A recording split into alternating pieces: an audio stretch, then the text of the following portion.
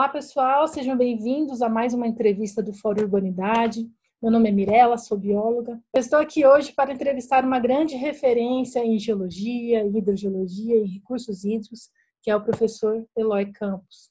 Olá, professor, obrigada por aceitar nosso convite, mais uma vez para falar do tema tão importante que é a água.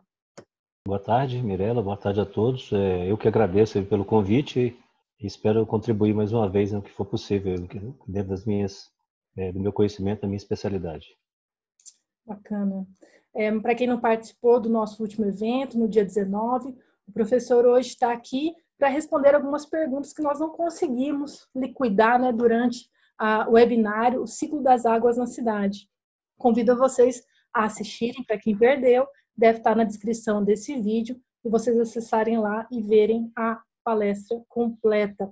Esse evento, ele também contou com a participação do Samuel Barreto, da The Nature Conservancy, e a Miriam Tiptin, do Centro de Tecnologias de Edificações de São Paulo.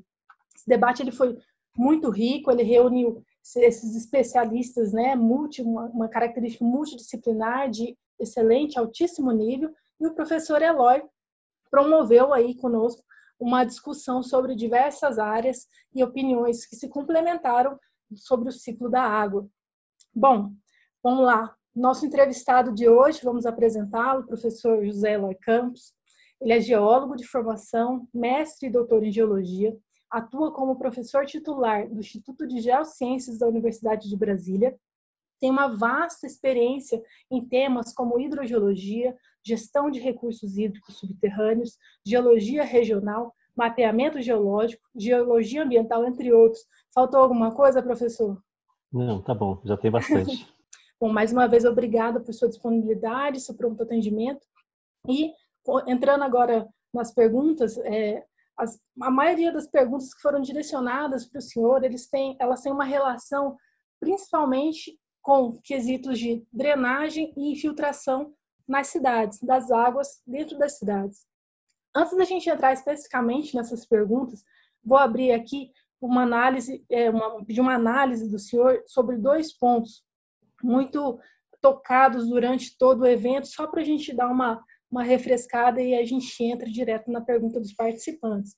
O primeiro quesito para a sua análise seria, um primeiro ponto, os impactos dos parcelamentos irregulares no ciclo da água e que medidas ambientais nós podemos adotar para minimizar esses impactos. Esse é um primeiro quesito.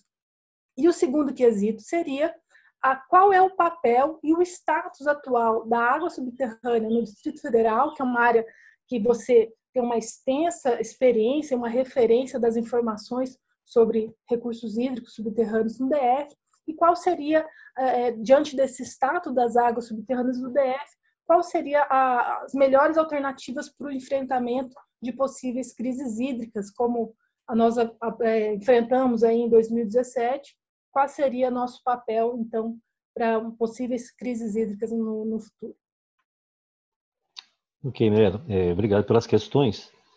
A primeira, os impactos dos parcelamentos irregulares, são basicamente os mesmos impactos dos regulares, porque a urbanização, como eu falei na apresentação do webinário, ela obrigatoriamente impermeabiliza áreas. Então, você tem formas de fazê-lo com impactos maiores ou menor, mas sempre vai impermeabilizar. Por mais que você tenha urbanismo bem traçado, mais que você tenha a infraestrutura anterior já instalada, mas você sempre vai ter esse que é o impacto inerente à urbanização. Logicamente, a impermeabilização vai quebrar o ciclo hidrológico numa interface muito importante, que é o momento em que a água da chuva cai na superfície e uma parte dela infiltra. Então, você tem uma parte infiltra, uma parte escoa pela superfície, e aí, claro que a parte que escoa vai ser transformada em água pluvial. Então, quando você impede a infiltração, você aumenta o escoamento superficial e as águas pluviais, que elas são captadas na superfície. Quando o parcelamento é regular e a infraestrutura existe, essas águas vão ser direcionadas para a rede de águas pluviais e vão ser lançadas finalmente no corpo hídrico. Pode ser um córrego, pode ser um lago, pode ser um rio. E aí você vê o que acontece. Você aumenta o escoamento superficial. E aí acarreta-se um monte de outros impactos.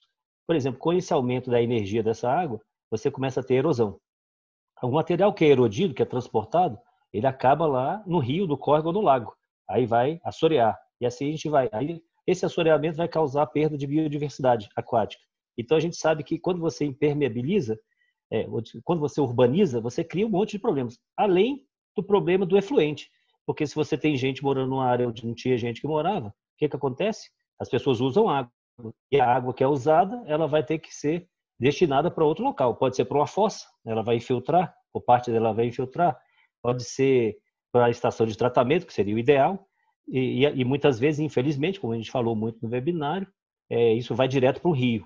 Então, assim, a urbanização realmente ela causa um monte de problema. E, logicamente, que a gente não está aqui para ficar falando problema que causa, mas a gente tem que falar de soluções. Então, vem sua outra questão do status das águas subterrâneas no Distrito Federal. Que eu posso dizer que é no Distrito Federal, mas também acontece em outras unidades da federação, onde você tem a urbanização mais acentuada, principalmente regiões metropolitanas. Que a nossa questão em princípio, em função da própria geologia, a gente tem uma escassez de água subterrânea. Porque os aquíferos aqui são do tipo fraturado. Eu vou explicar isso de uma forma mais didática. Os aquíferos, eles são classificados de espaço que as rochas e os materiais geológicos têm. Por exemplo, um aquífero intergranular, ele funciona como uma esponja. Então, um tipo de rocha, que normalmente o arenito, a areia, o solo, ele funciona dessa forma. Mas se a rocha for uma rocha dura, uma rocha totalmente sem poros, sem espaço entre os grãos, por exemplo, como uma rocha ígnea, um granito, um gneiss, ou as rochas que a gente tem aqui, são rochas metamórficas, então você só pode ter água, só pode reservar água nessa rocha onde ela é quebrada. E por isso a gente chama de aquífero fraturado, porque a rocha é fraturada. Então, a gente sabe que se eu tiver uma região que tem um predomínio de aquíferos intergranulares, eu tenho muito mais água. Mas quando a gente tem aquíferos, dominância de aquíferos fraturados, que é o caso, por exemplo, da região metropolitana de São Paulo, Belo Horizonte, o Distrito Federal também, então você tem uma limitação da disponibilidade de água subterrânea. Você não pode imaginar que você vai abastecer a cidade toda, as cidades todas aqui, por água subterrânea. Mas tem uma coisa que as pessoas esquecem, que o aquífero é todo reservatório de água subterrânea. Então, os solos, eles são uma esponja que absorve a água da chuva. E quando não chove, no nosso caso aqui, a gente está no meio do período seco, a gente fica normalmente 3 a 4 meses sem uma gota de chuva. Então, esse ano a gente já tem 2 meses que não cai nenhuma gota de chuva e a gente espera que ainda tenha talvez mais 2, pelo menos mais 1,5 talvez. Então, a gente vai ficar um período muito grande sem chuva. E a água que sai lá no córrego, que abastece a drenagem, que mantém o lago, os reservatórios superficiais, elas são água subterrânea. São águas de chuvas que caíram, às vezes, no ano passado, há 5 anos ou 10 anos atrás, que estão migrando no ciclo hídrico subterrâneo e está mantendo isso. Então, quando eu afeto muito, impermeabilizo muito, eu causo um problema danado para esse aquífero. Então, na crise que você mencionou, que culminou em 2017, na verdade, ela começou 2 anos antes, porque a gente teve 3 anos com chuva abaixo da média. E isso acaba que rebaixa os níveis freáticos e a água que alimenta os reservatórios, quando a gente capta na seca, ela não estava mais, ela parou fechou essa torneira. Então, o que a gente pode fazer? Que é o que eu sempre, há anos, eu trabalho com alguma pesquisa direcionada à recarga artificial dos aquíferos, eu falo, a gente não pode conceber um lugar que chove tanto, pelo menos na média, alguns anos mais, outros menos, mas a gente pode falar um lugar que chove na média 1.500 milímetros, então para as pessoas entenderem o que são 1.500 milímetros de chuva.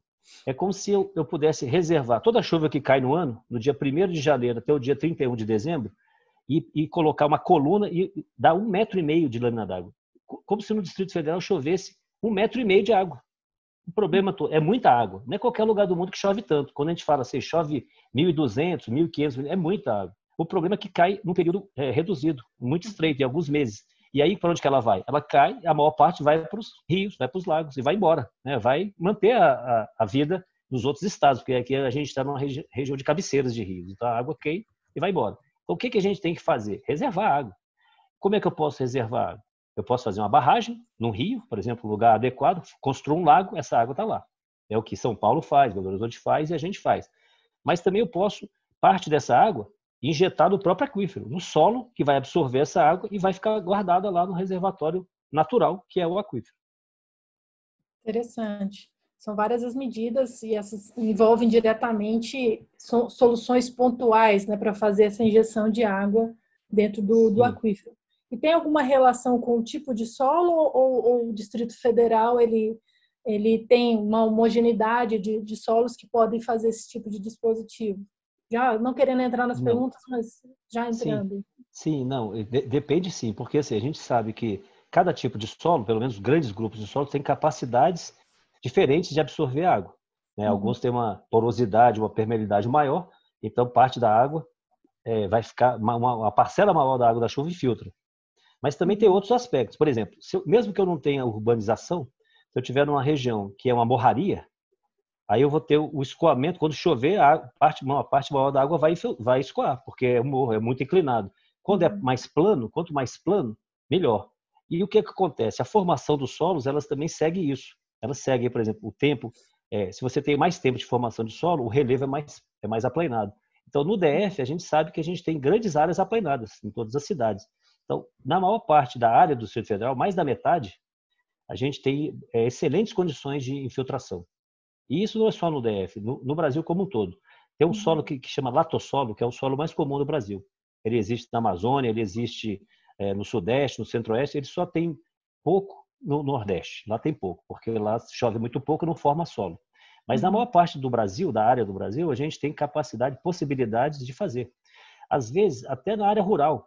Por exemplo, uma propriedade que tem lá uma casa, aí tem um terreiro, que eles chamam, né? O quintal, aquela parte onde você desmata, onde o chão é batido, e ele tem um poço lá, um poço escavado, por exemplo. Vai passando o tempo, o poço vai baixando o nível. A pessoa tem que aprofundar, escavar mais. E isso vai... Quer dizer, por que acontece isso? Porque naquela área tem a casa, tem o quintal, tem muita terra batida, a água não filtra mais. A água cai, escoa e vai para outro lugar. Então, até na área rural, eu já tive essa experiência, a gente instalou numa região, numa casa que estava aqui no DF, que estavam reclamando que estava, tá secando, tá secando. Não é porque as pessoas pensam, porque está chovendo menos. Não, pode chover menos 1 ou 2 anos ou 3, mas depois vai chover e vai regular. É porque a gente está fazendo, a gente está impermeabilizando e compactando. Então, foi feito isso, mais ou menos numa área segura, próximo da cisterna, e aí você sempre tem água, porque você está guardando essa água para usar, né? Então, assim, essas ações, essa é uma delas que eu sempre falo porque eu desenvolvi pesquisa, mas a gente sabe que tem várias outras que são importantes e que têm o objetivo de aumentar a oferta hídrica, né, para minimizar impactos da nossa própria o uso, da nossa própria ocupação do território de forma não só urbana, mas também rural. Então vamos aqui para começar. O Antônio Pinaldi, de Maceió, ele pergunta: quais as dificuldades para integrar os setores que possuem políticas públicas para preservar o ciclo hidrológico? Então, a gente estava tratando da questão do uso e ocupação do solo, agora ele quer saber como essas políticas públicas se integram ao ciclo hidrológico. Sim. Existem várias ações de órgãos, de organismos, né, que tem como função a gestão dos recursos hídricos. Por exemplo, a DASA, que é a Agência Distrital de Água e Saneamento. Tá? Esse seria o equivalente à ANA, que é uma agência federal, né? Agência Nacional de Águas, a gente tem a DASA aqui no Distrito Federal. Então, a função dela é gestão. E ela tem, por exemplo, você tem os órgãos de gestão que são técnicos. O Conselho Nacional de Recursos Hídricos, ele tem as câmaras. Então, tem a Câmara de Recursos Hídricos Subterrâneos. E a Câmara de Recursos Hídricos Subterrâneos, ela definiu uma legislação, na verdade não é uma legislação, é uma resolução, mas existem unidades da federação que já têm essas regras. Então, você tem uma lei que fala, você é obrigado, se você usa água subterrânea, você é obrigado a fazer recarga artificial. Então, é uma compensação. Então, o que acontece? Você precisa ter um órgão que regulamente. Então, o que falta no Brasil? Às vezes tem órgãos demais, muita resolução, mas elas não conversam entre si. Elas têm que ter, por exemplo, se você aqui a experiência que eu tenho no DF a lei de parcelamento, ela não anda junto com a lei, por exemplo, com a legislação de recarga. Então você fala, se você impermeabiliza, então aí você vai definir regras. Você só pode ocupar metade do seu lote. Pronto, tem regras. Ou aqui 40%, ou ali 60%, a outra área tem que ser área verde para permitir a infiltração. Mas, ao mesmo tempo, as regras que tornariam obrigatória essa prática, elas não vão juntos. Então, talvez, o que falta no Brasil, eu acho que para encaixar são os órgãos trabalharem de forma mais conjunta, além das questões políticas. Existem, aqui no DF, eu sei que essa discussão vem desde os anos 90, desde o final dos anos 90, quando teve a edição da Lei das Águas, que é a Política Nacional dos Recursos Hídricos, a Lei 9433. Então, essa lei era de 97, dezembro de 97, e ela está aí, vai fazer, né, já tem mais de 20 anos, e ela que direciona tudo. E aí, o que a gente vê? Uma das iniciativas que essa lei prevê é a cobrança pelo uso do recurso hídrico. Sim. Então, talvez fosse a grande mudança do Código das Águas antes. Antes, a água era vista como água de todo mundo, é um bem comum, não se pode cobrar. A água é um bem que... Não... Aí você fala, não, mas antes tinha. Eu lembro que nos anos 80 tinha cobrança de água. Não era cobrança de água, é a cobrança pelo serviço. A partir dessa lei, você, então, define-se a possibilidade de cobrança pela água. Então, a companhia de saneamento que vai no rio e pega água, o bombeiro do poço, ela teria que pagar para compensar esse uso. E a gente vê que isso nunca aconteceu por conta desses entraves. Cobrar não é uma coisa muito assim que gera votos, né? Não é uma coisa popular. Então todo mundo sabe que tem que fazer, mas não faz. Talvez fosse um momento que a coisa pudesse melhorar muito, porque assim obrigatoriamente você tem uma integração, porque você é um recurso. Você, às vezes não precisa pensar no dinheiro, esquece o dinheiro. Pode cobrar assim 0,001 centavo por metro cúbico, que não é nada. Mesmo que você use um volume gigantesco, mas para cobrar você precisa ter controle, por exemplo, hidrometrar. Você tem que ver quanto que saiu do manancial e o quanto foi distribuído. Então os controles aumentariam. Aí o comitê da bacia também tem que ter voz ativa. Então você começa a se integrar. Então, para ser mais objetivo na questão, acho que o que falta, existem muitos momentos, o comitê da bacia, os órgãos federais, estaduais, no caso nosso distrital, mas falta ter uma integração maior nessas forças para que a gente tenha o resultado final. Aqui no DF se discute a questão da recarga como uma questão obrigatória. A primeira lei é final dos anos 90, começo dos anos 2000. Ela nunca foi regulamentada. Então, se ela não é regulamentada, ela não pode ser efetivada. E até hoje não foi. Nós estamos em 2020, a DASA trabalhou nessa linha para a obrigatoriedade da recarga, mas sempre tem os entraves que são de ordens políticas, de ordens gerenciais, e isso não aconteceu. Eu acho que seria uma coisa muito importante e em algum momento vai ter que fazer, porque as áreas são cada vez mais impermeabilizadas e daqui a pouco vai faltar água, um lugar que não precisa faltar, porque tem muita chuva, mas a gente tem que reservar essa água. Então, é um dos exemplos. Está faltando integração das agências e dos organismos que têm a função de fazer gestão. E mais do que isso também a fiscalização, né? Implementar, conectar os instrumentos e viabilizar a fiscalização desses instrumentos. Né? Eu acho que não é a fiscalização que viabiliza, mas é a informação. Eu acho que se você tivesse, por exemplo, que condomínios, às vezes condomínios até de boa renda, de classe mais elevada, você é obrigado a fazer? Nós vamos fazer. Alguns fazem por iniciativa própria, que sabe que a importância que tem. Mas você tem que ter a regra bem clara. Você tem que fazer, e se faz dessa forma. Então a DASA chegou a ter uma minuta de resolução com a gente ajudou as figuras, os esquemas, os esquetes de como se fazer. Tem 3 sistemas, e esses sistemas são feitos assim. E tem um mapinha que você pode, por exemplo, clicar lá e você abre o Google e você sabe, por exemplo, você pode ir na sua casa para saber em qual classe que a sua estaria. Então, a coisa ficou... Mas ela não foi implementada pelas questões que eu falei anteriormente. Mas eu tenho certeza, se você torna um segmento, condomínios ou, por exemplo, instituições que impermeabilizaram grandes áreas ou aqueles que contaminaram o aquífero, por exemplo, comprovadamente, as pessoas vão fazer.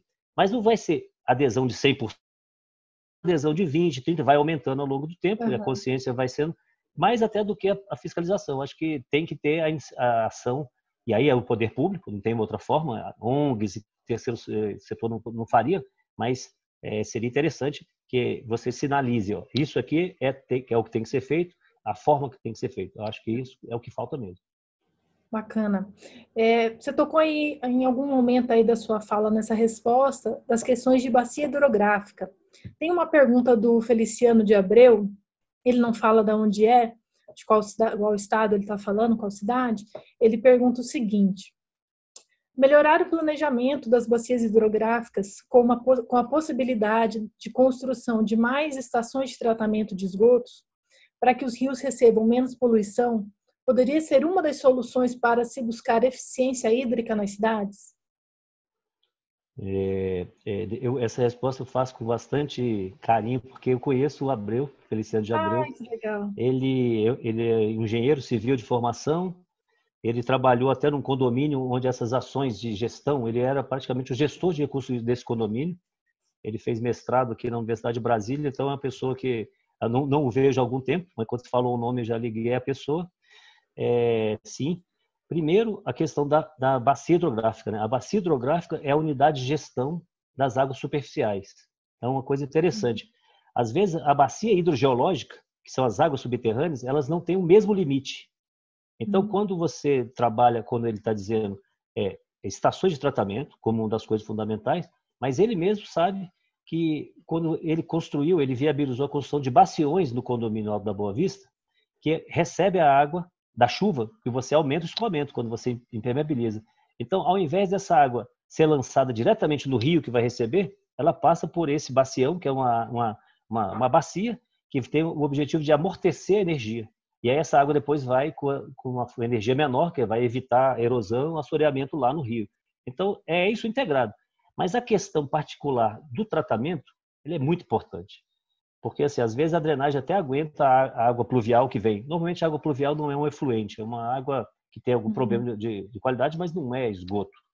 E ela aguenta esse impacto. Agora, o esgoto, in natura, como a gente sabe que é lançado, os dados foram apresentados no webinário, realmente é o mais crítico, porque você, no caso do DF e outras unidades da federação, o que a gente gera de efluente aqui, que a gente lança, que a gente maltrata o rio, quem vai absorver é o estado de Goiás e depois outros estados, porque a gente é cabeceira. A gente tem que entregar uma água de boa qualidade. A DASA tem essa função. Então, ela analisa todos os rios que saem do DF para demonstrar qual a qualidade. Mas, sem dúvida, o Abel está certo.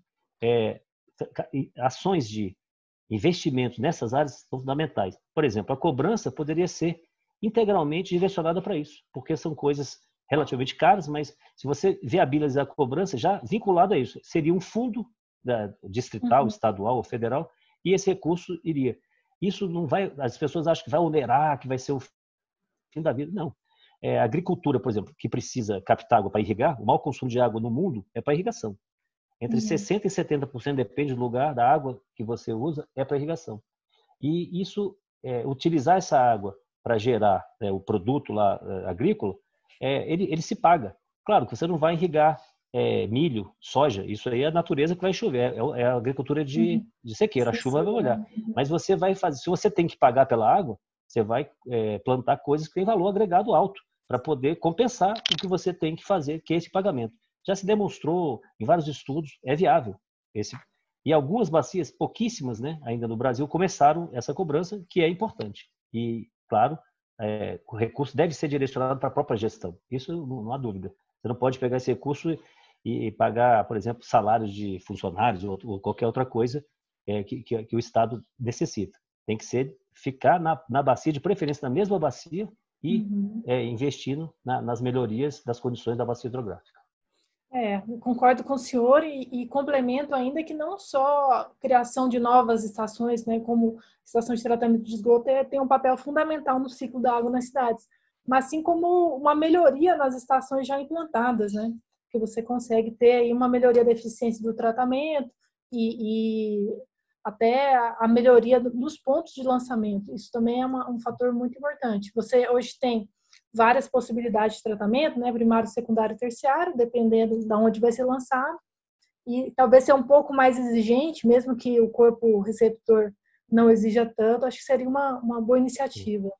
Mirela, para complementar, ainda tem um problema no Brasil, que eu viajo muito pelo Brasil, pela minha profissão, né? Trabalho de campo, a gente viaja o Brasil todo. Não é raro a gente chegar na cidade e ter uma estação que não está ativada. Por exemplo, eu já tive em uma cidade, acho que do norte de Minas, que ela estava assim, né? A placa da companhia de saneamento, tal, a gente foi lá, tinha um pouco de lodo seco, ela parou de funcionar.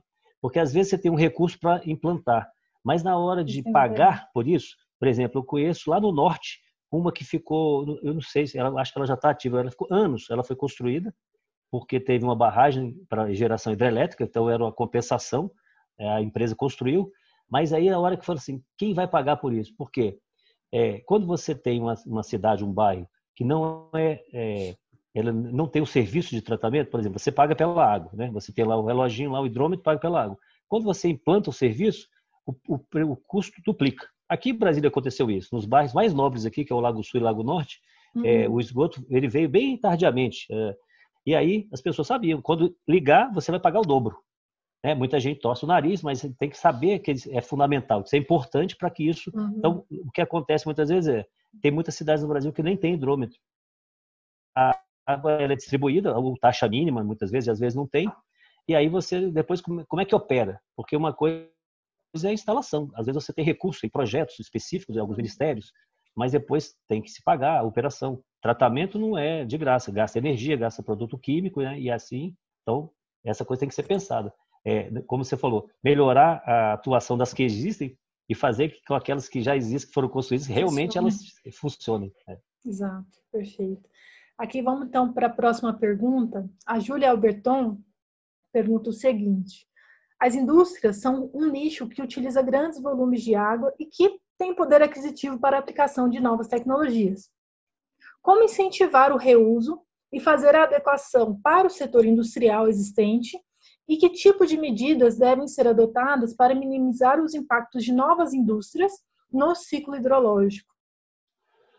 Sim, ótima pergunta, porque assim, a gente sabe que a indústria, né, fala em urbanização, a indústria vem atrás. Quase sempre é uma parte da área urbana, né, que é o setor industrial e tal, sabe-se que tem um consumo grande e normalmente tem geração de efluentes específicas, né, porque cada uma indústria, produtos químicos ou não, até uma indústria leve, como a indústria alimentícia, gera efluentes que são específicos. Então, assim, isso é verdade. Na verdade, as indústrias elas são mais visadas para isso, porque se sabe que elas geram muito recurso, elas geram muitos empregos, muitos impostos e têm lucratividade alta. Então, é comum você ter formas de pressão específicas. Por exemplo, tem muita indústria, eu conheço bastante da região de Goiânia, região metropolitana de Goiânia, que vai Goiânia, Aparecida de Goiânia, por exemplo, indústrias que têm a sua própria estação. Porque, por exemplo, tem um caso, assim, eu vou colocar um caso aqui, é interessante, é ilustrativo. A Coca-Cola tem uma fábrica aqui, ela fica em Taguatinga-Sul, na cidade satélite, Taguatinga-Sul. E o efluente dela ia para uma estação que é uma estação pequena, que ela funciona no formato batelada, que se chama. Você chega, recebe aquele esgoto, ele passa pelo seu tratamento em certas bacias, e depois isso foi tratado, tira o lodo e chega outro. E o pessoal lá, que é a companhia de saneamento, não aguentava, porque quando chegava o esgoto da Coca-Cola, eles sabiam que se eles estavam produzindo Coca-Cola naquele dia ou Fanta, porque vem um efluente escuro ou amarelo. E isso era o caos, porque é uma estação pequena, esse efluente ele tem uma característica, ele tem um pH, ele tem uma condição que é péssimo para uma estação que é uma estação de tratamento que a gente chama biológico, que é tratado com atividade de bactérias. Então, uma estação biológica tem que ter um efluente mais ou menos regular. Então logicamente que eles forçaram a fábrica a ter o seu próprio tratamento. Então, assim, isso acontece. Isso é muito difícil, por exemplo, em cidades, em imóveis individuais. A outra parte da pergunta dela é como fazer, né, para ir. Isso já acontece. Essa mesma pressão que faz com que uma empresa construa e opere a sua própria estação de tratamento de efluente, muitos já fazem o reuso por isso, porque vai ter pressão. Então, em São Paulo, por exemplo, hoje, a água de reuso ela já tem um custo, ela já tem um preço, e não é baixo, porque lá falta água, falta muita água. Por exemplo, a indústria usa muita água para resfriamento de torres, por exemplo, é uma água que não é um consumo consultivo, ela não desaparece, ela circula. Então, trata-se essa água, resfria essa água e volta para o sistema. Isso já tem um mercado de água de reuso. Um ponto muito importante é o seguinte: para você fazer reuso num prédio, numa fábrica que já existe, ou numa residência que já existe, é complicado, porque você tem que quebrar tudo, porque você tem a tubulação exclusiva de água de reuso. Mas se você coloca isso no projeto, né, no momento do projeto, e quando você está instalando as fábricas, isso se viabiliza. É como a gente fala assim, usar aquecimento solar para aquecimento da água de banho numa casa. Se a casa está pronta, você vai gastar uma fortuna, é uma quebradeira geral, porque você tem que ter toda uma tubulação separada. Mas quando você constrói a casa e já implanta, isso rapidamente você paga. Então, assim, talvez seja dessas ações que alguém já comentou antes, o que o poder público pode fazer? Começar a cobrar mais isso, dar algum ganho, por exemplo, diminuição, né? Incentivos até fiscais, para que se faça. Porque se você tem segmentos de consumidores, como o industrial, que usa muita água e gera muito efluente, se ele pode minimizar isso, quer dizer, pode ser pouco, mas se você tem dezenas, centenas, milhares, você começa a viabilizar toda e ter essa pressão que hoje a gente sofre e a cidade sofre por recurso hídrico. Muito interessante. Isso economicamente é uma grande iniciativa, né? O retorno econômico disso, e ambiental principalmente, é muito interessante. Vamos aqui então para a pergunta do José Mário Pacheco Júnior. Ele comentou que uma fala do senhor durante o webinário sobre recarga artificial de aquífero na escala intralote, né? Então, o comentário dele é sobre esse ponto. Acho que o senhor tem uma grande experiência, né? Como falou anteriormente, com algumas recomendações aí junto à agência do Distrito Federal. Sobre a viabilidade de aplicação dessa estratégia para recarga hídrica em maior escala dos aquíferos subterrâneos. A gente já deu uma pontinha aí na introdução da nossa conversa, sim, mas eu acho que seria interessante aí fazer alguma complementação, se for o caso. Eu gostaria, assim, de aproveitar esse gancho, porque quando a gente fez isso a primeira vez, foi uma pesquisa de mestrado. Depois vieram doutorados e outros mestrados, mas eu sempre tive uma preocupação, que é a preocupação, a questão de risco geotécnico. Por quê? Eu estou infiltrando a água num ponto, qual é a diferença do natural? Antes, era a área toda que a pluma de umidade, mas agora eu estou colocando em um ponto ou dois, um volume considerável. Isso, eu sempre tive o medo, né? Assim, isso pode causar um fluxo interno e gerar erosão. E como a gente sabe que já aconteceu aqui no DF, nos anos 80, na cidade de Ceilândia, na borda da Chapada, uma rua toda abriu uma cratera. Por quê? Porque a água pluvial não foi bem desenvolvida, não foi bem instalada, e aí você vai tendo uma erosão por baixo, e quando vê, afunda tudo. Então, para evitar isso, a gente tem gatilhos. A gente pensou em algumas estratégias. Eu não vou detalhar tudo aqui, mas, por exemplo, a gente tem que colocar essa nossa caixa de recarga o mais distante possível de edificações. Então, eu não posso colocar lá no pé do muro. Eu tenho que deixar 3, 4 metros. Então, a gente sabe que, em alguns casos, ela não vai ser viável por questão logística, porque eu não posso colocar muito perto do muro e não tem espaço. Então, é inviável. Mas a gente sabe, por outro lado, que a maior parte dos lotes, das casas, tem espaço para fazer sem risco. Então, qual é a ideia disso? Uma pessoa fazendo, é muito pouco. Mas se você tem um bairro, um condomínio inteiro, em que isso é uma questão que é levada a sério, em que, por baixo, 50% faça, então a gente faz os cálculos, já tem o último trabalho desse que eu acompanhei, que eu orientei, ela trabalhou com cenários, colocando 30%, 50%. Eu não quero mais que 50% dos lotes façam. E aí a gente faz as contas, é fantástico. Por exemplo, nesse trabalho, a ideia não é que... Porque lá era um condomínio que se usava água subterrânea. Mas a CAESB agora, a companhia, conseguiu um outro manancial superficial e abastece. Só que o aquífero está todo contaminado embaixo. E como você impermeabilizou tudo, a água da chuva não entra, então esse aquífero vai ficar contaminado por muito tempo. O que a gente faz? A gente vai ativar a circulação. Então, é recarga artificial visando a melhoria da qualidade. Que é o que a gente exatamente, é um tratamento in situ. Eu coloco água limpa e se a gente fez os cenários, se 20% ou se 50% faz, qual o tempo que eu vou reciclar essa água? Aí vai ser 5 anos, 10 anos, 20 anos, depende do número de usuários que o façam. Considerando, por exemplo, que nem toda a água da chuva que for captada em cima da casa vai ser direcionada, a gente coloca só 1.000 milímetros. Então, a gente sabe que na média chove 1.500. Então, a gente tem possibilidade de perdas. Mas, mesmo assim, a gente consegue definir o cenário e quando que essa água vai ser depurada. Porque a nascente lá, as nascentes que saem dessa área, que é uma borda de Chapada ocupada por condomínio, ela está contaminada. A gente vê amônia, por exemplo. Quando a amônia está na água, é um contaminante normalmente fossa e é recente. Então tem amônia, tem nitrito e tem nitrato. São as que a gente chama de série nitrogenada. Então a coisa lá está complicada e vai ficar por muito tempo, caso não tenha uma ação desse tipo. Interessante. Esse é um exemplo muito interessante de ação em larga escala, de recarga, não só de recarga de aquífero, mas também de tratamento, né? Isso é muito legal. Bom, acho que caiu bem certinho aqui na próxima pergunta, quando a gente fala de tratamento.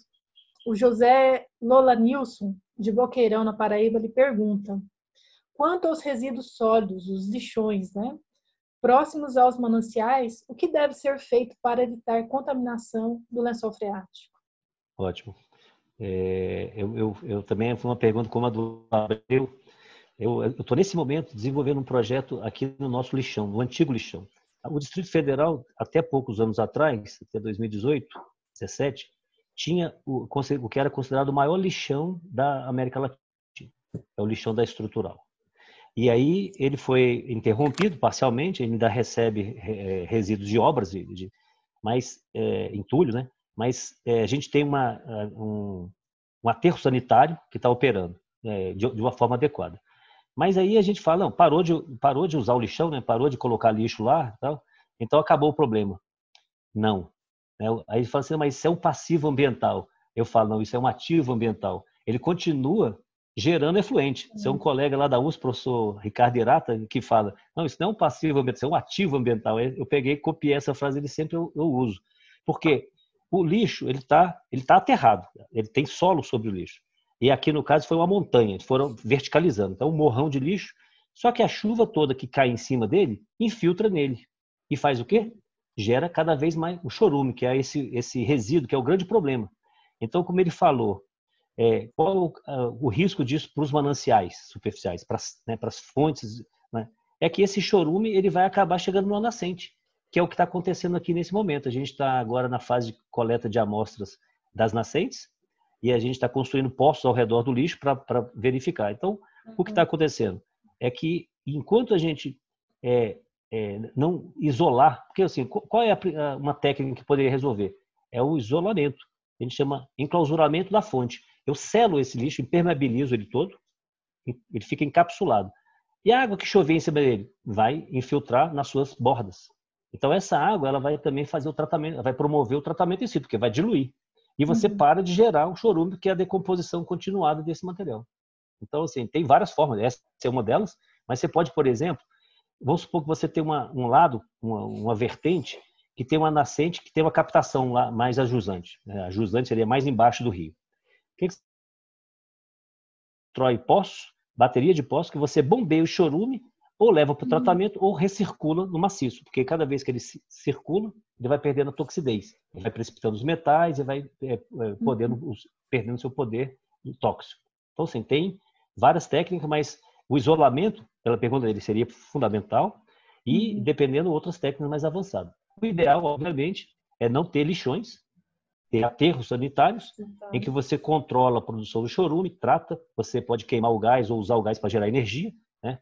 No nosso caso aqui, o gás é queimado, mas o chorume ele continua sendo gerado. Então, assim, são as ações agora que o governo local, esse estudo é para definir onde estão os problemas e depois indicar as ações. Tem que fazer isso, que eles vão ter que buscar. Aqui a gente tem um agravante, que é esse nosso lixão, a divisa dele é com o Parque Nacional de Brasília, a Unidade de Conservação Federal. Então, assim, parte desse chorume está entrando por baixo do parque e, logicamente, vai afetar os seus mananciais, caso nada seja feito. Então, tem medidas aí, a preferência era que não tenha lixões, né, que sejam aterros, e de preferência também longe de mananciais. Longe de mananciais superficiais e com a devida proteção aí ao lençol freático, para não haver exatamente... Mirelle, só para completar, como você falou, de preferência longe de mananciais. Pelas regras, um aterro ele não pode operar numa bacia que tenha a captação ou que tenha projetos futuros, né? Então, tem tanta regra que você fala, nem sei. Por exemplo, você tem que estar a uma distância de 10 quilômetros, no mínimo, de qualquer área de aeroportuária. Não pode ter um aeroporto, porque pode gerar aves. Então, tem tanta regra, você fala, pô, Se essa coisa fosse... não teria problema nunca, mas infelizmente a gente sabe, é como aquela questão. Se você faz a ocupação de uma área para fazer uma cidade, em que você já tenha a ET pronta, água pluvial, tudo prontinho, aí não teria problema. Você fala, pode chover, até a recarga artificial já está pronta, mas infelizmente não é assim. Vem a ocupação e depois vem as infraestruturas. O que acontece? Você tem o lixo, gera o resíduo, vai para algum lugar e depois vem o problema. É aquela questão humana. Mas eu acho que enquanto a gente estiver fazendo isso, tentando correr atrás para solucionar os problemas, ainda é bom. Né? Ainda assim, mas por que a gente sempre faz isso? É como é. Talvez no futuro a gente possa fazer a coisa certa. O pior seria, gera o problema e deixa o chorume lá até sair lá na nascente e aí vai a natureza toda para o espaço, mais do que tem ele. É isso. Legal. Vamos lá para a próxima, então. Falando, então, de planejamento, né, da cidade, se tivesse tudo certinho, se tivesse tudo ok, mas não é assim, a gente está sempre correndo atrás. E a pergunta da Iamila Oliveira, ela vem bem assim, encaixar nesse nosso contexto, que ela fala do Plano Diretor de Ordenamento Territorial, né, especificamente aqui do DF. Então, ela pergunta o seguinte: o DF está em fase de revisão do Plano Diretor e inseriu o tema resiliência territorial como um dos focos dessa revisão. Eu até fui, só não vou finalizar a pergunta dela, eu até fui no PDOT, na minuta lá de revisão do PDOT, e está lá escrito: desafio da revisão, resiliência territorial, e eu fiz uma colinha aqui, que eu achei super interessante esse termo, e lá nessa proposta do PDOT, lá está escrito assim: a resiliência se traduz em novos paradigmas para o planejamento, gestão e governança do território, considerando as potencialidades e vulnerabilidades, assim como a sua capacidade de suporte. Eu achei bacana esse termo aí e o fato do PDOT, né, que é, para quem não sabe, o Plano Diretor de Ordenamento Territorial do DF, está em revisão, e ela quer saber como é que o senhor avalia essa iniciativa técnica. Sim. Obrigado pela pergunta também, acho que bem interessante, né, porque assim, tudo que a gente está falando antes poderia já estar, né, deveria estar nessas, né, quando a gente fala o PDOT, algumas pessoas falam o PDOT, o PDOT, né, a gente tem outras, por exemplo, nesse momento tem uma discussão sobre a LUOS, do DF, a Lei de Uso e Ocupação do Solo, que anda junto. Aí a gente tem praticamente aprovado há pouco tempo, o ano passado foi aprovado, o ZE, o Zoneamento Ecológico e Econômico do Distrito Federal. São todos instrumentos técnicos, talvez o PDOT, o LUOS tem também uma vertente mais política, mas que é importante, para onde que a cidade vai crescer, essa definição, né? O ZE fez isso muito bem, e eu tive a felicidade de participar, pelo menos numa época, num momento da parte inicial. Na verdade, são todos instrumentos legais, com uma vertente mais política, às vezes, hora mais política, hora mais técnica, que são fundamentais. Então, o que está acontecendo hoje tem uma convergência, né, em todas essas regras. Por exemplo, a LUOS ela preocupa muito com a questão da verticalização ou não de certo território. Muitas vezes se pensa hoje que talvez fosse melhor você verticalizar uma certa área do que manter lotes individuais. Por exemplo, porque quando você tem prédios com certo gabarito, você pode fazer prédios mais isolados, em áreas isoladas, e o resto você tem área verde, para ter qualidade de vida da população e para a natureza ser mais resiliente, porque essa capacidade de resiliência também tem limite. Você dá maior capacidade para ela ou você retira essa capacidade que ela teria. Né? Então, é uma visão. O ZE, por exemplo, teve uma visão de que não podemos mais ocupar as áreas planas elevadas, que a gente chama aqui de chapadas. A história do Distrito Federal foi sempre de ocupar as cidades satélites, como Gama, Taguatinga, Ceilândia, ocuparam essas áreas e foram, ao longo do tempo, conurbando, foram emendando. A ideia hoje é que a gente não pode mais ocupar chapadas e tem que ir para os vales. Uma ideia que talvez há 20 anos atrás era um absurdo, vai ocupar o vale. O vale que a gente chama são essas áreas que tem morraria, que o relevo não é o mais adequado, em princípio, para você ocupar. Mas você tem alternativas de arquitetura, de urbanismo, de projetos que você permite ocupar áreas menos planas, né? Se você for para Belo Horizonte, se fosse ocupar área plana aqui, não teria ninguém morando, né? Em outras cidades. Então, assim, é possível. E aqui a ideia hoje é que você não ocupe mais as chapadas, porque essas chapadas são o pulmão hídrico da nossa cidade. A gente tem essas chapadas elevadas, onde você tem os solos com a melhor capacidade de infiltração, onde a declividade é baixíssima, até onde chove mais, porque nessas áreas é onde mais chove, até pelo controle natural, controle orográfico. Então, essas áreas são... Se você, por exemplo, se eu impermeabilizo uma área do vale, a água que infiltrou lá em cima na chapada, ela ainda permite que as nascentes aqui embaixo respirem.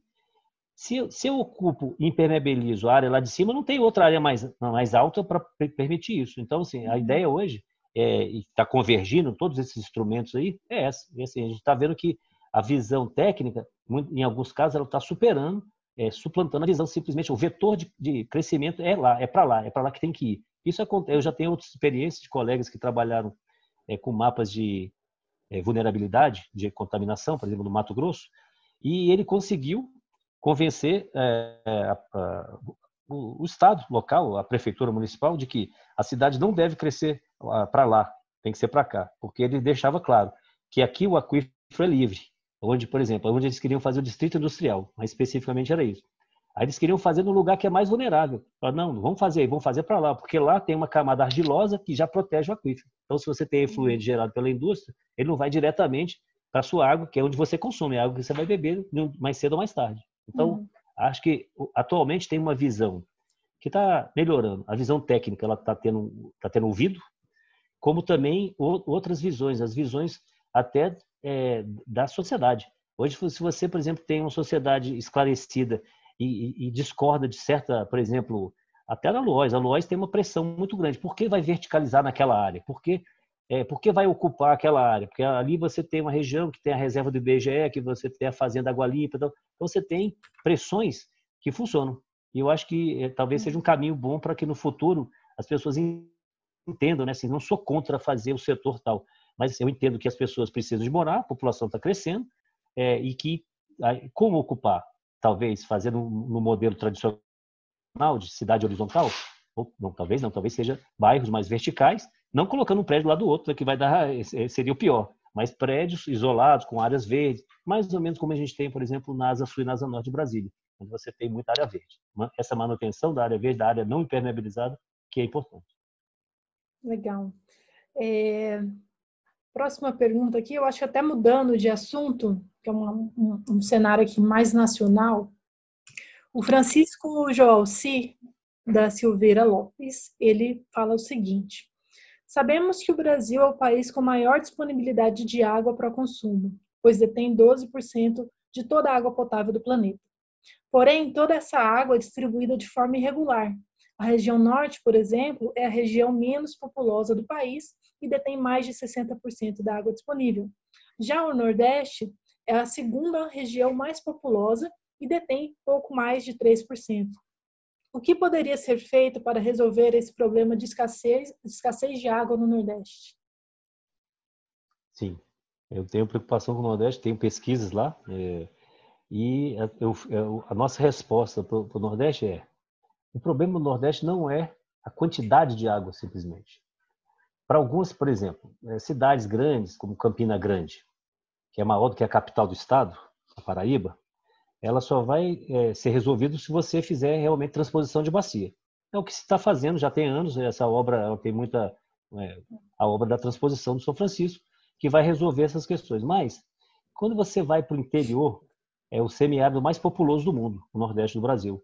Se você for pegar todas as regiões semiáridas, não tem tanta gente com aquela taxa de ocupação. Mas o problema não é a quantidade. No Nordeste, o problema é a qualidade.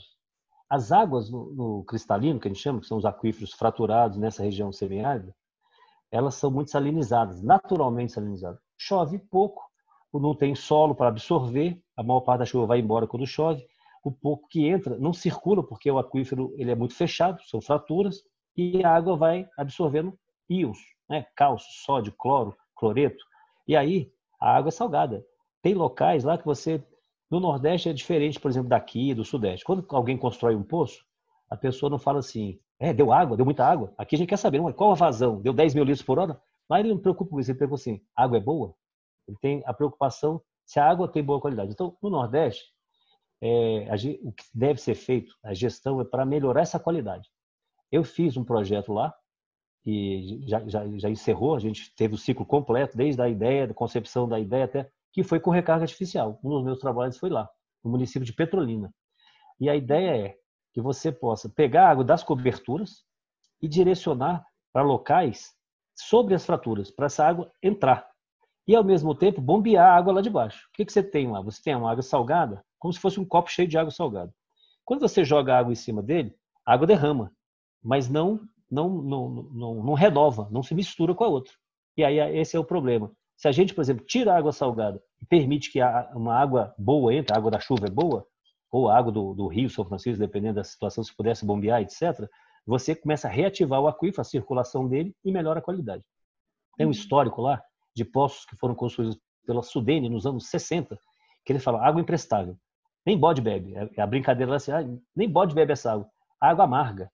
Depende dos íons que ela tem, ela fica amarga, ela fica impossível. Você não pode irrigar, porque você vai matar a planta ou o solo pode ficar totalmente imprestável, fica salinizado.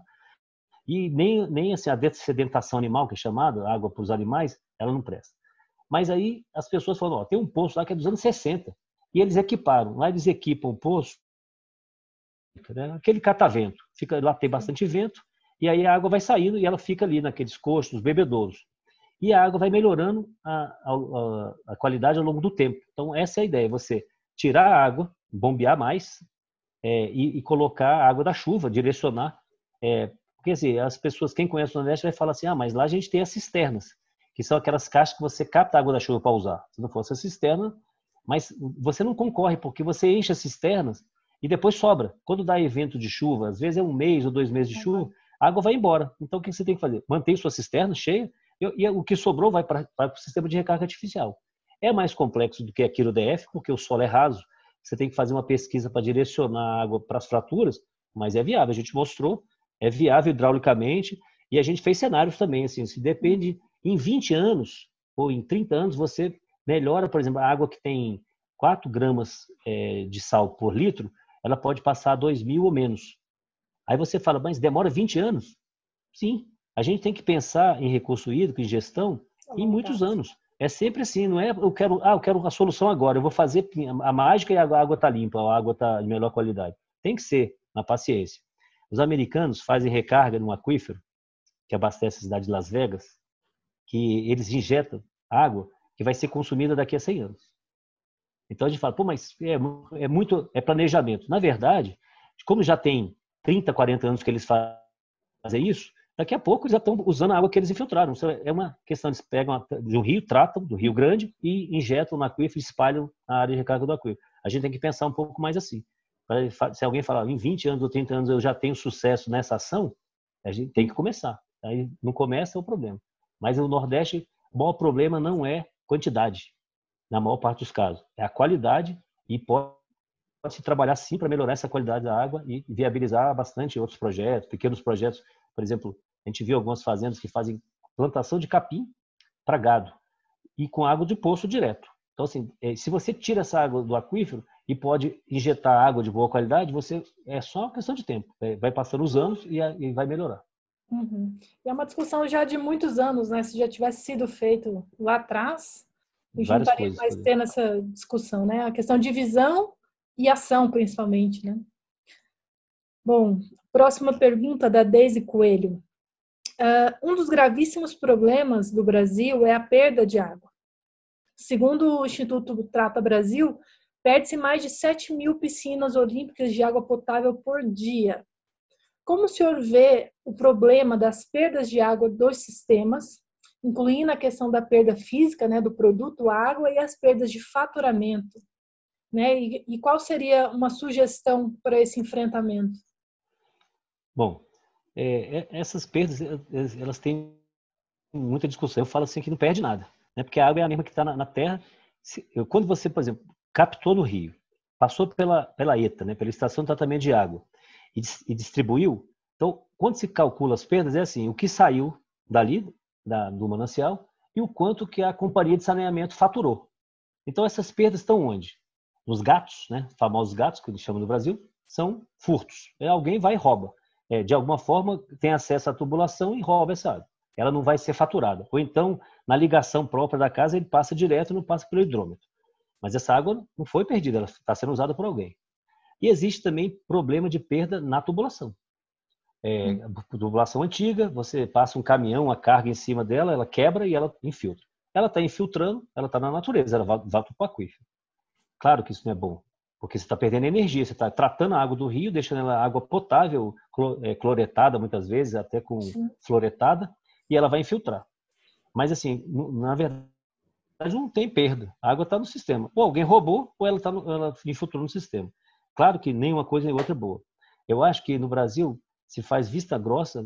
Agora, a segunda parte da pergunta dela, o que pode se fazer? Primeiro, investir em sistemas de, por exemplo, o quanto que uma companhia de saneamento perde por ano ou uma década é uma fortuna gigantesca, só o tanto que ela bombeia, gasta energia para bombear, para tratar e para bombear na rede. Então, investir nisso. Tem tecnologias, tem robô, tem várias coisas que você vai atrás do vazamento. Por exemplo, num poliduto da Petrobras, num gasoduto, a perda é rápida, porque quando eles percebem logo lá no faturamento que está perdendo, existe o caso de roubo, mas é mínimo, a maior parte é onde está vazando. Eles vão colocar os equipamentos e vão ver, está vazando ali, e vão lá reparar. Então, isso vale a pena.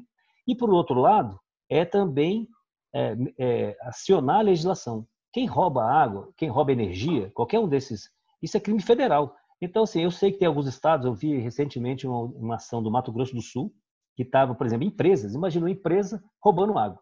Aí eles vão lá, eles verificam, né, a questão do faturamento, que mudou, era um faturamento de tantos metros cúbicos por mês, depois aí vai lá, aciona, e é um processo pesadíssimo, porque é Polícia Federal mesmo. Então, assim, eu acho que dos estados, sabe-se que tem, monitora, e aí você aplica a lei. E eu acho que isso aí, até para ser pedagógico, se você faz isso e divulga, um monte de gente vai lá e vai acabar com isso, vou pagar a minha água, porque é melhor pagar a água, até se o custo não for baixo, mas do que ir para a cadeia ou responder um processo desse. Então, as duas coisas, eu acho que tem que investir na tubulação, no tratamento, para verificação disso, para diminuir essas perdas físicas mesmo, e depois acionar a legislação para diminuir a perda dos gatos, que aí acho que aqui no DF é um dos menores do Brasil, em torno de 20%.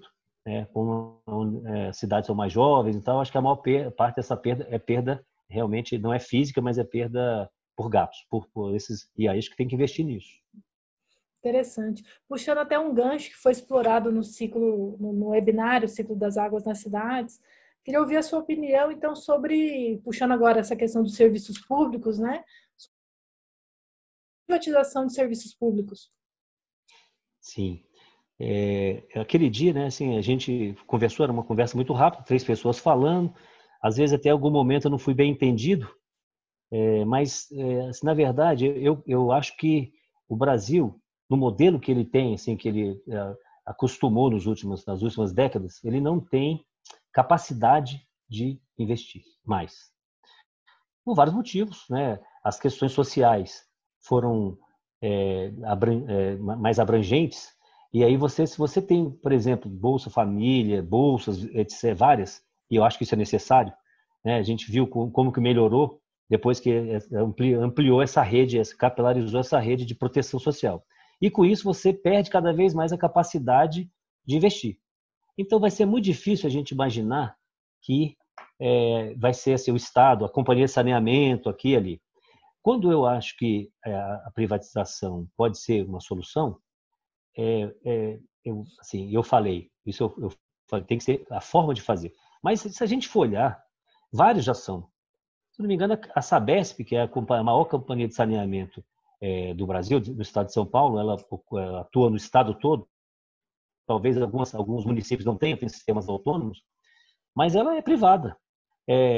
Assim, o Estado, no modelo que ele trabalha, por exemplo, para eu fazer uma licitação para poder comprar bombas para o poço, demora meses, e depois, se todo mundo tem os órgãos fiscalizando, controlando, é importante, mas às vezes isso afoga o sistema e ele não consegue fazer o que tem que fazer. Então, a privatização, ela pode ser a solução. Agora, como se fazer? Não é chegar e falar, vou vender isso aqui para qualquer empresa, vem uma multinacional e vai comprar a água. Eu vou tratar a água e vou distribuir. Esse todo mundo quer. Mas quem depois vai fazer o tratamento? Então, isso tem que ser tudo casado. Por exemplo, você pode ter uma companhia do Estado, uma companhia de saneamento, e ela ser a gestora das outras. Então, você pode ter... Acho que não seria nunca interessante você ter uma grande companhia tem que ser muito pulverizado. Pequenas companhias, uma que cuida de uma cidade ou de um bairro, do outro, e a companhia local, no nosso caso que é a CAESB, ela que vai gerir tudo. De certa forma, ela já faz, porque o serviço todo, a grande parte do serviço é terceirizado. Então, ele já pega contrata uma companhia, uma empresa, para poder fazer, por exemplo, as redes. Se alguém liga lá e fala, tem um esgoto que está vazando aqui na rua. Isso é comum, porque as pessoas jogam coisa que não deve na rede de esgoto, aí entope, aí vai vazar. Quem que vai? Não é um funcionário da CAESB, mas da empresa terceirizada. Então, se a gente for olhar bem isso nacionalmente, porque é muito difícil a empresa operar da forma, então contrata-se. Contratar uma empresa é muito mais fácil que você, às vezes, comprar bomba, comprar material que você precisa para... no meu condomínio, não tem muito tempo, a rede de água, botaram um peso muito grande, uma caçamba de entulho de obra, e quebrou. E estava aquele vazamento louco, já tinha 2 horas, como é que pode? Estão jogando água fora. Aí chegou o caminhão que ia fazer o reparo. Aí, a serviço da CAESB, não era a CAESB. Então, tem alguém lá que faz essa gestão. Em tal lugar está vazando, então tem isso mapeado o tempo todo, e as empresas. É esse tipo de processo que eu imagino. Mas pode fluir até um pouco mais, porque em alguns casos você está falando de uma rede que já existe. Mas onde você tem que gerar? Criar a rede, e talvez seja muito difícil por financiamento público. Então, você pode fazer parcerias, mas sempre mantendo o Estado como... porque são coisas estratégicas. Né? A água, o tratamento de esgotos é coisa vital. Então, não pode ser um modelo, mais ou menos, que critica muito o modelo do Chile. O Chile fez isso nos anos 80 e depois teve muito problema. Aí você vai aumentar o custo da água, metro cúbico altíssimo, as pessoas simplesmente não têm como nem pagar. Então, você tem que trabalhar com controle do Estado, através das agências, através da própria companhia de saneamento, e fazer uma privatização, entre aspas, não assim, mas terceirizações, e se for o caso também privatizar alguns sistemas, mas que tenha o controle do Estado. Principalmente o controle da companhia de saneamento, que é quem mais conhece os mananciais, as redes e os problemas. Então, acho que essa é a visão que eu tenho. Eu acho que é por aí que vai acontecer. Ninguém gostaria de, por exemplo, ter a conta d'água de um dia para o outro duplicada. Assim, porque assim, a gente que é meu, o sistema é meu, eu sou o dono do sistema, isso não pode. E isso acontece também nos pedágios e outros serviços que foram terceirizados. Aeroportos que foram terceirizados, o de Brasília é um exemplo, mudou da água para o vinho, quer dizer, não sei, talvez alguém não goste de vinho, né? Do vinho para água, mas assim, melhorou 100%. Então você tem uma coisa, ampliou, se fez e funciona muito bem. Mas o estacionamento é caro. Tudo bem. Eu acho que no mundo inteiro os estacionamentos de aeroportos são caros. Mas a lanchonete é cara. Mas o serviço, a segurança é mantido. Então a gente tem que pensar que muitas vezes isso vai ser necessário para que o Brasil consiga ter uma infraestrutura mínima, não só em água e saneamento, mas em outros aspectos também, em outras linhas. Bacana. Achei importante dar esse espaço novamente para falar sobre privatização, porque o ciclo das águas na cidade está diretamente relacionado a serviço público. Né? E serviço público hoje, na maioria dos seus formatos, são de responsabilidade do Estado. Então, muito interessante sua posição nesse ponto. Então, a gente vai indo agora para a última pergunta, agora da nossa rodada de conversa. Está muito interessante, acrescentando muito aqui de conteúdo. Acho que nossos telespectadores vão adorar essa complementação do evento. Então, a última pergunta é do André Luiz Moura, e ele faz a seguinte colocação. Em relação à questão dos cinturões verdes, como forma de compensar a recarga dos aquíferos, vejo hoje como ponto de insegurança do poder público local nos processos de licenciamento, talvez muito em razão de Vicente Pires. Para quem não sabe, Vicente Pires é uma região administrativa aqui de Brasília, que foi inicialmente concebida para ser um cinturão verde com o objetivo de controlar a expansão urbana. Como evitar esse tipo de problema? A transformação desses cinturões verdes em parques ou unidades de conservação poderia ser uma saída? Um abraço para o André também conhecido nosso, né? Engenheiro, pessoa excelente. Boa pergunta, André. Ok.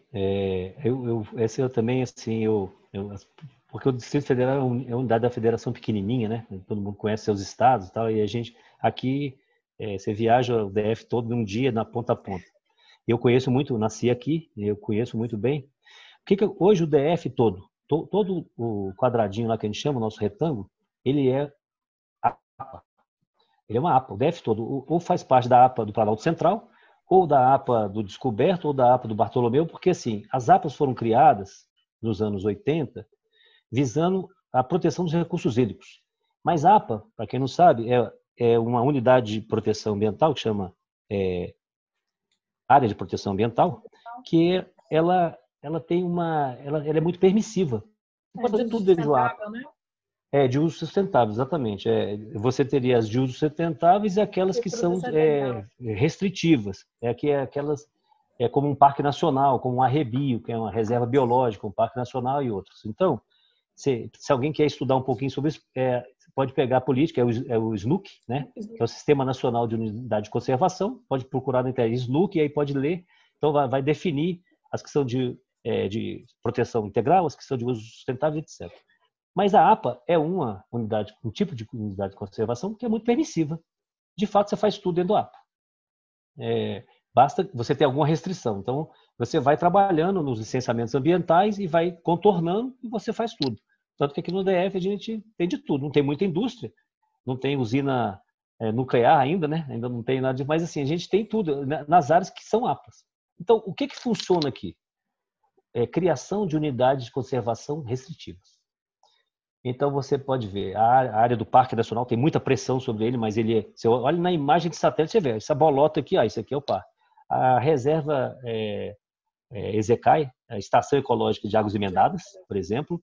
Você tem algumas áreas militares que são exceção, mas também ninguém vai entrar em área militar. Então, as áreas que são verdes, que são realmente protegidas, que protegem não só o recurso hídrico, mas o próprio cerrado, mas o fluxo gênico de animais. Então, tem rotas no Parque Nacional Chapada dos Veadeiros, tem bicho que vem para cá e depois vai para lá, então tem essa migração.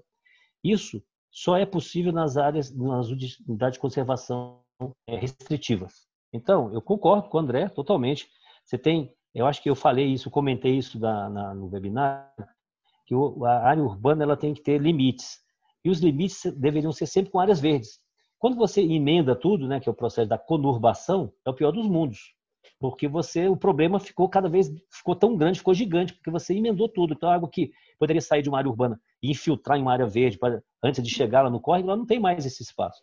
Então, eu concordo, eu acho que o ZE também pensa nisso. A ideia é você criar sempre unidades de conservação restritivas, que aí aí sim, tem questões, né, muito mais, você tem multas, você tem restrições que realmente impedem a ocupação. E talvez a gente ainda tenha essa possibilidade, ainda tem áreas verdes importantes que poderiam ser preservadas nessa linha.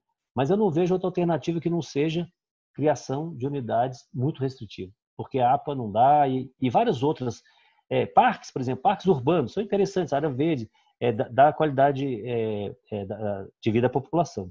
Mas essa função de preservar o cerrado não tem, fluxo gênico, etc. Então tem que criar mais, sim. Assim, mas alguém reclama, né? Às vezes quem está no lado da expansão urbana, os empresários dessa área falam, não, mas aqui já é uma APA, é tudo APA, não pode fazer nada. É verdade, onde não pode, não pode. Onde deve ser planejado e ser implementado da forma mais adequada.